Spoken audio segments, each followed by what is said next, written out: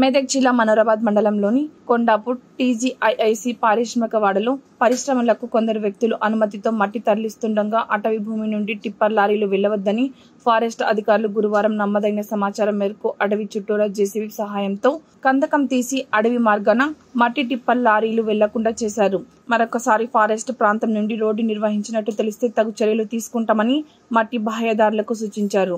అనంతరం మట్టిని తవ్వుకున్న హిటాచీ యంత్రాన్ని రెవెన్యూ అధికారులు స్వాధీనం చేసుకుని హిటాచీని సీజ్ చేసి మట్టి తవ్విన ప్రాంతంలోనే ఉంచి కాపలాగా వీఆర్ఓలను ఏర్పాటు చేశారు. రెవెన్యూ అధికారులు తెలిసిన సమాచారం మేరకు కొండాపూర్ పారిశ్రామిక వాడలో ఒకే పరిశ్రమకు అనుమతి ఉండగా ఇతర పరిశ్రమలకు అక్రమంగా మట్టి తరలిస్తున్నారని నమ్మదగిన సమాచారం మేరకే హిటాచీ యంత్రాన్ని సీజ్ చేశామని రెవెన్యూ అధికారులు తెలిపారు.